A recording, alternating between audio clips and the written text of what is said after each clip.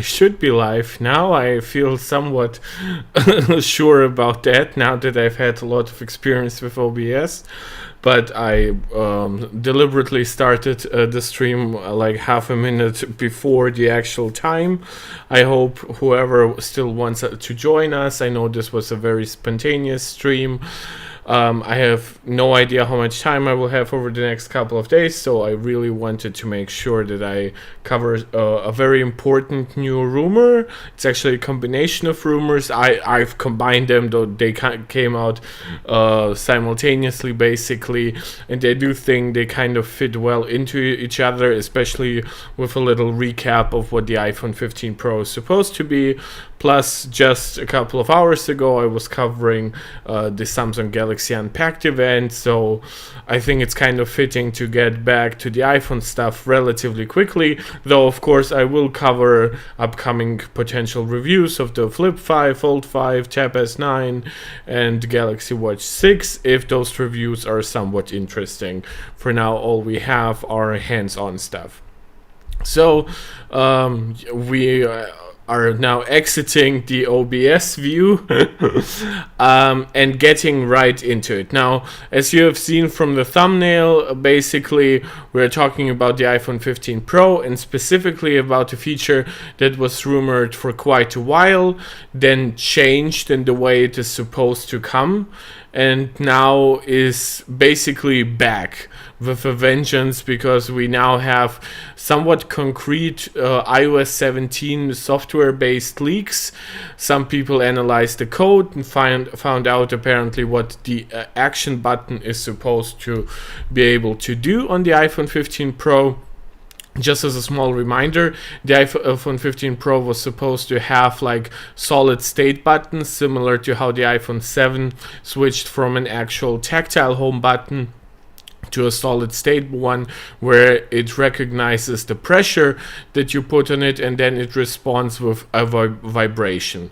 And the 15 Pro was supposed to do that for the volume up and down button and for the ringer switch, basically now turning it into a button. Now, whether or not that would be also for the on and off switch, that's also another different discussion, but supposedly that was also the case.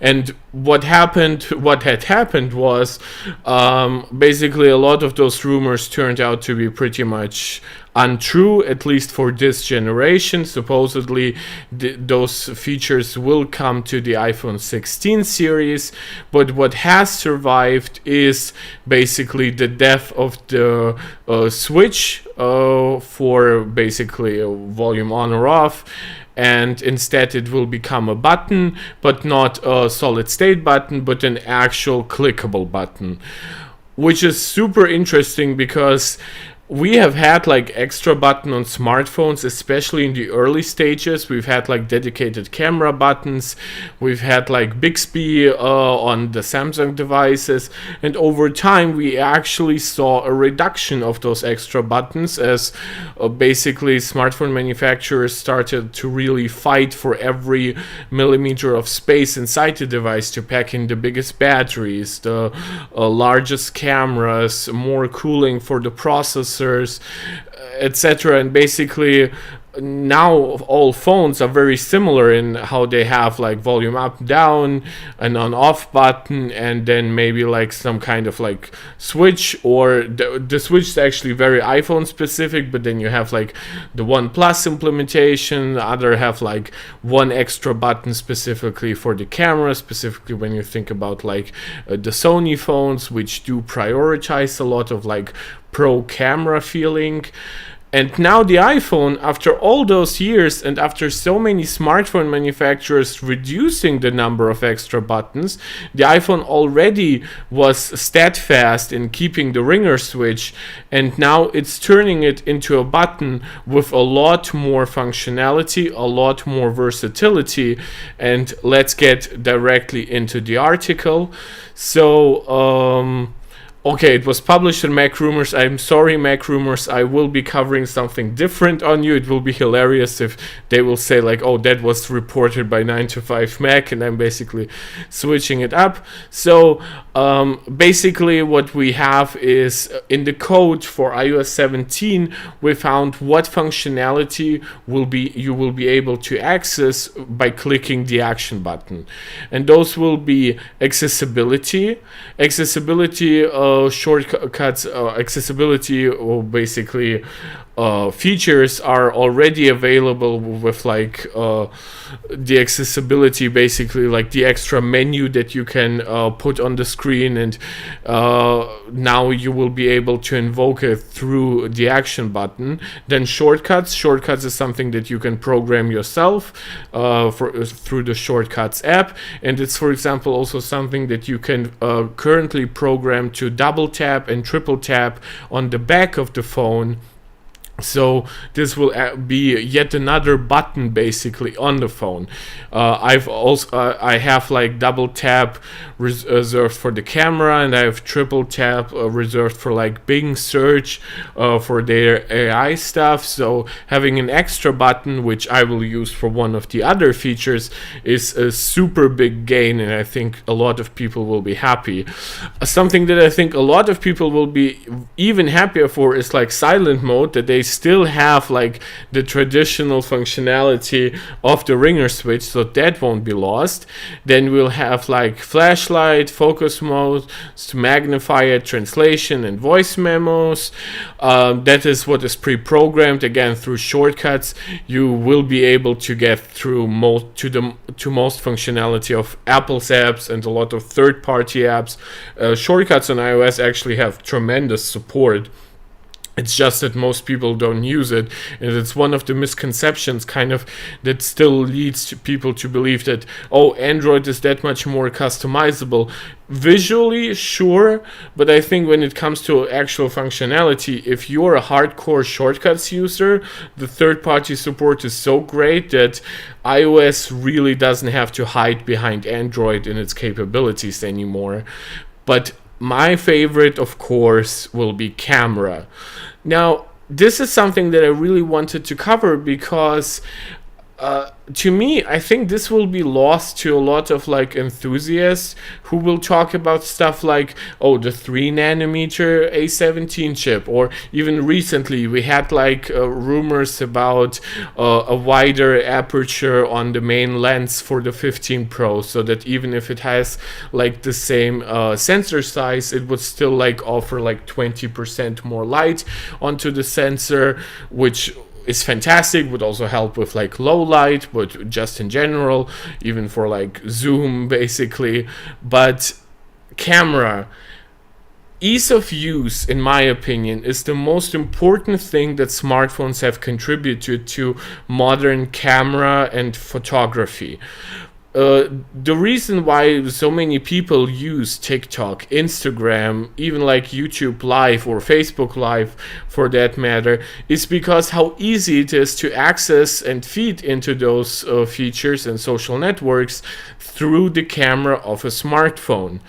And in my opinion, having one button access to the camera wherever you are, no swiping to the control center, then clicking on the camera button, no going back to the lock screen and then long pressing that button on the right or swiping to the right, no having to program it to double or triple tap on the back of your device.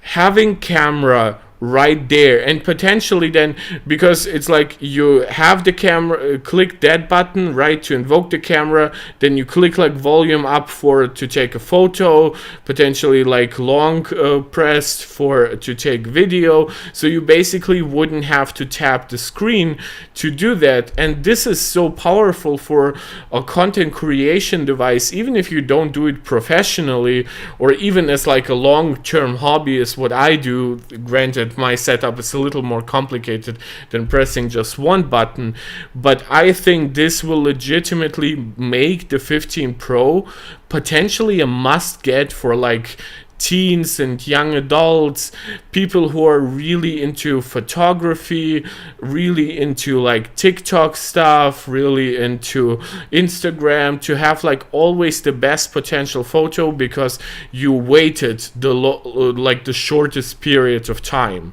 Like everything else, sure, flashlight, again, you also have that on like the lock screen, so, but how often do you like need your flashlight in like half a second, right? It's much more likely that you can actually go to the lock screen and then invoke it. Focus modes, again, most people will also have like different focus modes, so it might actually make more sense to go into control center before you choose the right one and maybe choose like the time.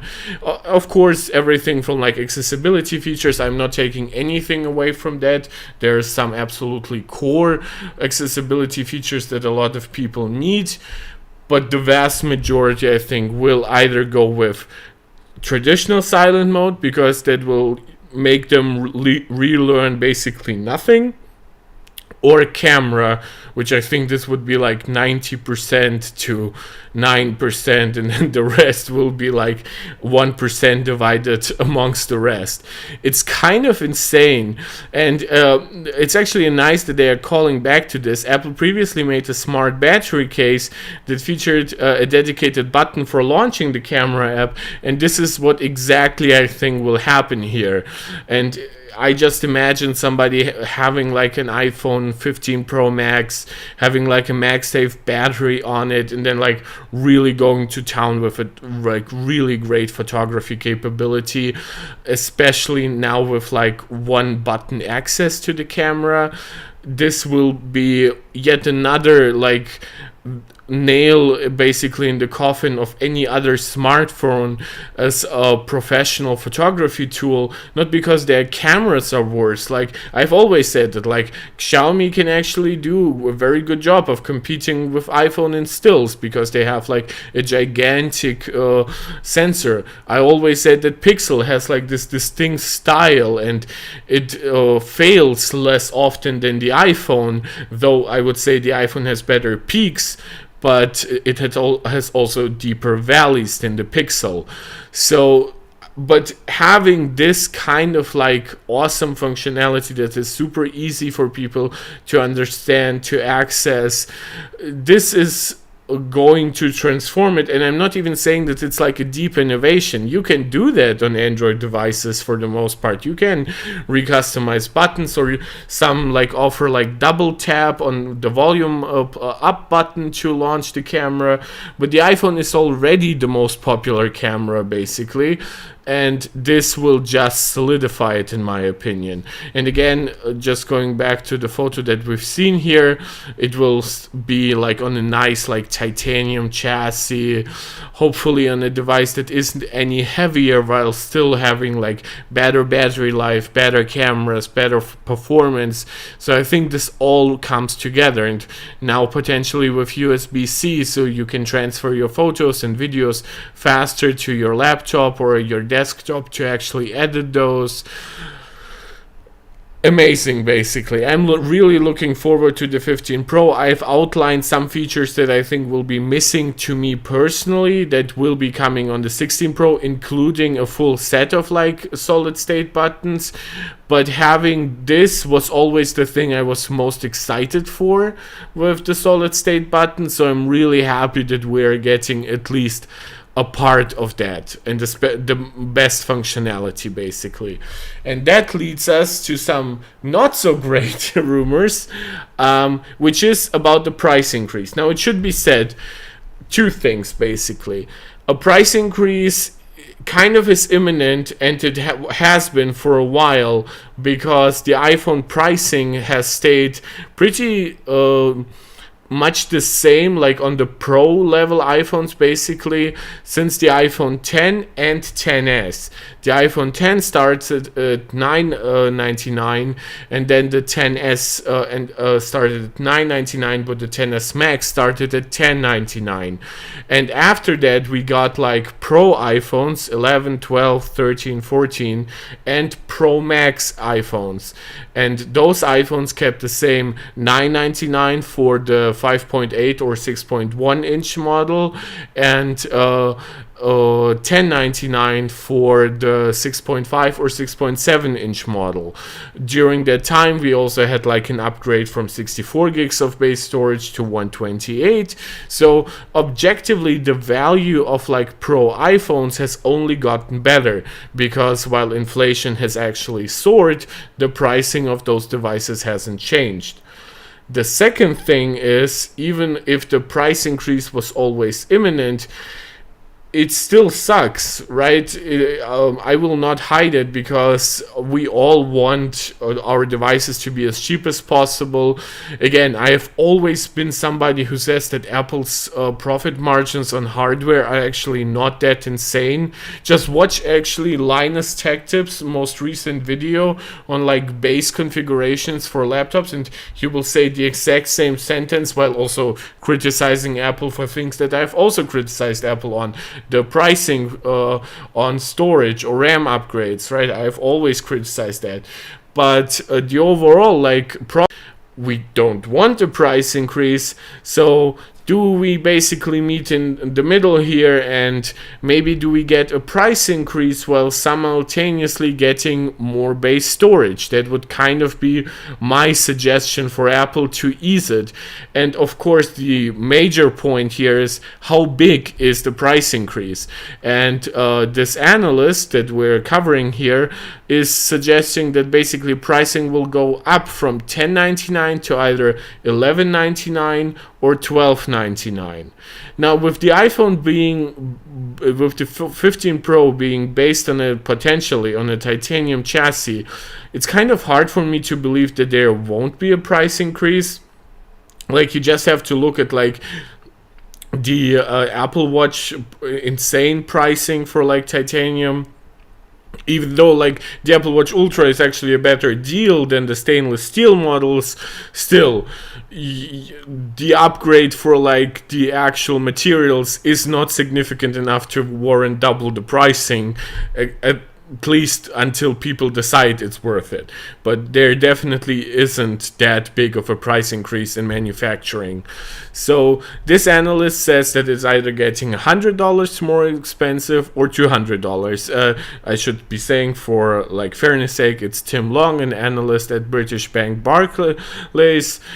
Barclays is kind of notorious for giving a lot of predictions, so it's kind of difficult to say that, right? So his estimates are the 15 will stay at $7.99, the 15 Plus will be $8.99, the 15 Pro will now be $10.99, and the 15 Pro Max will be $12.99, though again, he doesn't really fully commit to either $12.99 or $11.99.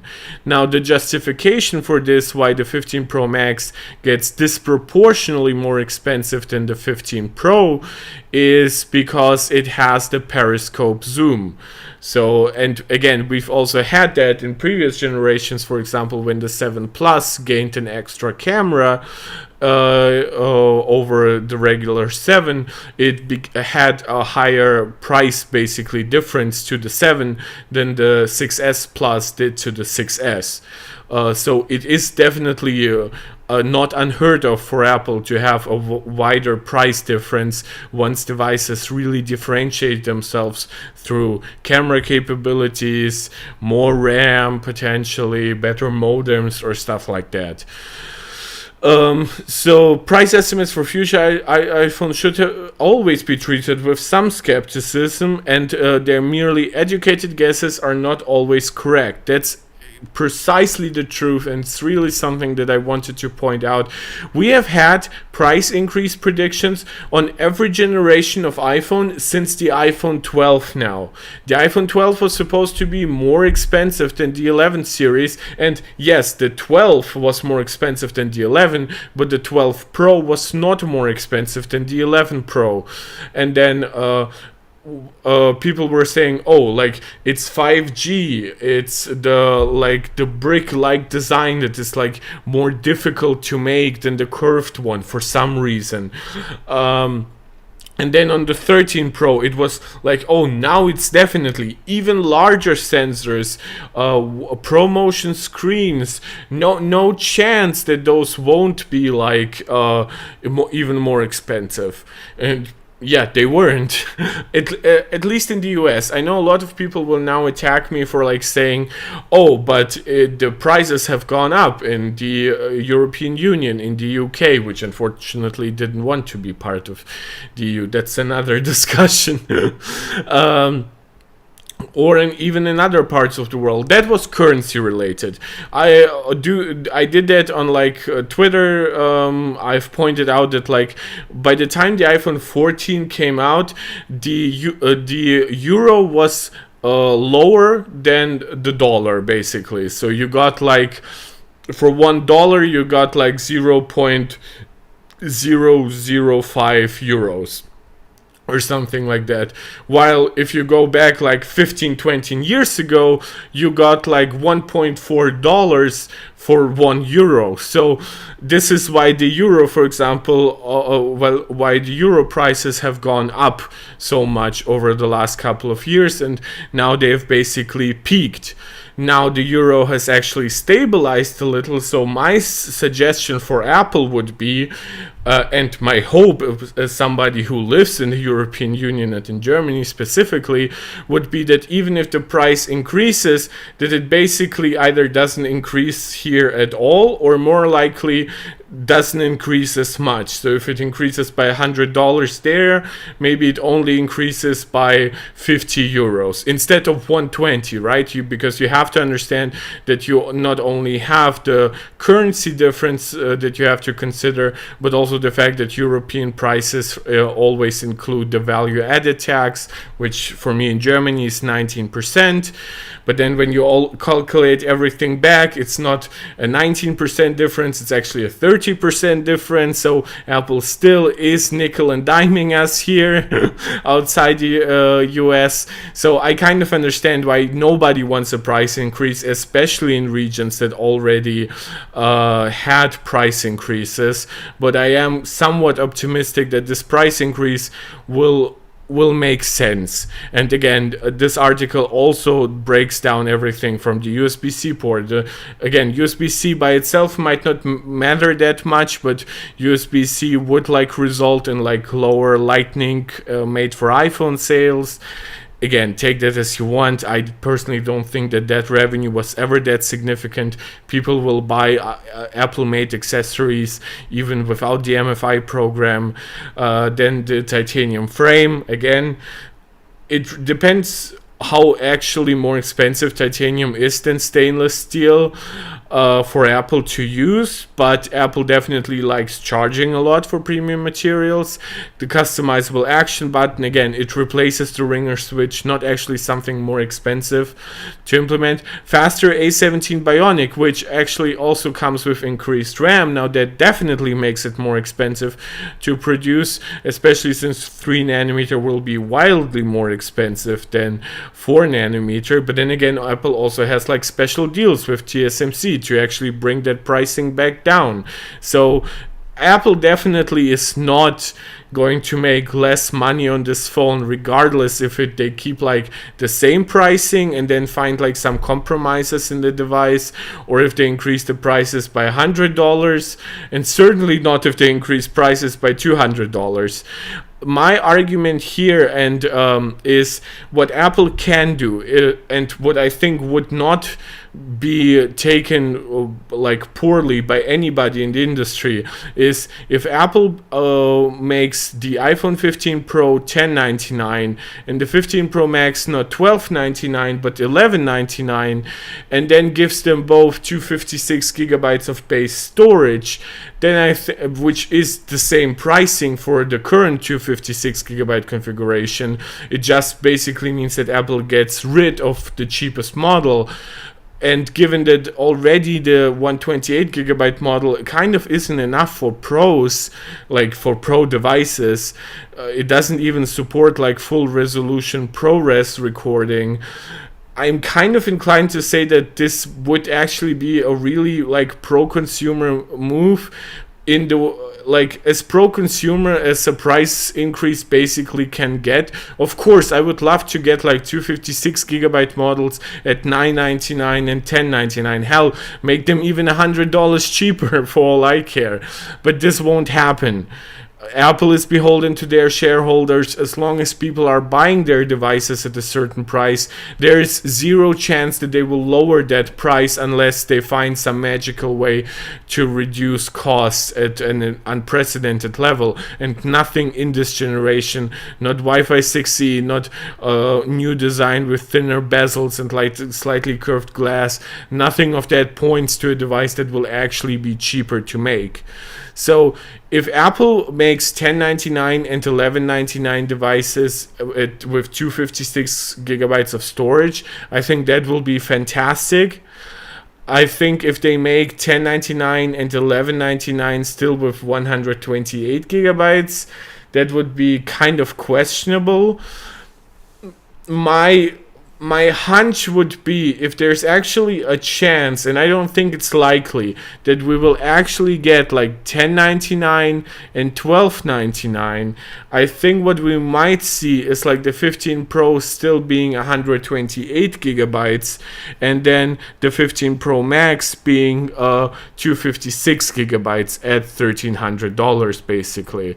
So it would be $100 more expensive than the 256 gigabyte version of the 14 Pro Max, and this would be $100 more expensive than the 128 gigabyte version of the 14 Pro. So technically the price increase is the same, and actually technically even the price difference between these devices would still be $100 once you consider that if you want the 256 gigabyte version of the 15 Pro, you would have to pay now $11.99. I don't like them having different starting prices, like such different starting prices and especially configurations, but I could see that happening. Again, those are analyst predictions, so I think his thoughts behind it would be kind of based on similar assumptions as I have. I think there's no chance that we'll get, like, this is the one prediction that I will make, is that there's zero chance that we're getting a 128 gigabyte iPhone 15 Pro Max at $12.99. This ain't happening. If it is $11.99, if there's a chance. By the way, if prices stay the same at $9.99 and $10.99, there's zero chance that we are getting more base storage. Apple does not that might actually result in the phone making less profit for them with everything else that is going into it. Yes, I understand storage by itself is dirt cheap, but if all other prices have gone up a little, at least, and selling at the same price, and actually discouraging people from buying the more expensive versions because 256 is insanely popular. It's like, even I, who's like a very enthusiast user, have stayed on like 256 gigabyte models for a while. So those are my predictions. Those are my extreme cases, my most optimistic cases. And I really wanted to bring that up also in line with that latest rumor. Again, we have seen other rumors that I won't be covering as in detail until we see basically more support for those features. We are seeing rumors that the iPhone 15 will get the same sensor as the 14 Pro, and the 15 Pro will probably keep the same one, but then we'll have like better optics with like a hybrid lens array. Again, we've also had like all the rumors that I did cover already, with like the hybrid battery structure, with potentially faster charging. Let's see what the next month has to offer, right? Let's see how many of those rumors might change last minute. I would love to do like a camera rumor video once we have maybe some extra rumors on like the front camera. Maybe there will be some changes there. So there's a lot to be excited about. Maybe we will actually see rumors about like starting storage configurations, which would then also lead us to speculations potentially on different pricing, right? So it's all exciting to me. Again, the 15, I personally am not excited for any device that doesn't have ProMotion, or at least some kind of higher screen refresh rate. That's why I'm not covering it that much, because I kind of am inclined to just recommend the Pros. However, with that new price structure, I think I will find reasons to talk more about the 15 Plus versus the 15 Pro and 15 Pro Max, because that price difference is actually meaningful. That price difference could justify those phones like lacking certain features, but then again also gaining stuff like the much better main camera, which would also offer like much better zoom than was ever in like non-pro iPhones. So there's a lot to be excited about, and kind of to me, low-key, like that action button rumor was really a fantastic new thing to cover. And I really hope that you will join me for future streams. I'm really tired. It's now like 3 a.m., but I really wanted to do this video. I wanted to say thank you for all the people who have joined me for the Galaxy Unpacked event. I know it was by far a non-optimal time to make a stream, but that's when it happened. Again, a lot of views, a lot of likes. We had like nice discussions during the end of the stream. Thank you guys so much for all the support. See you guys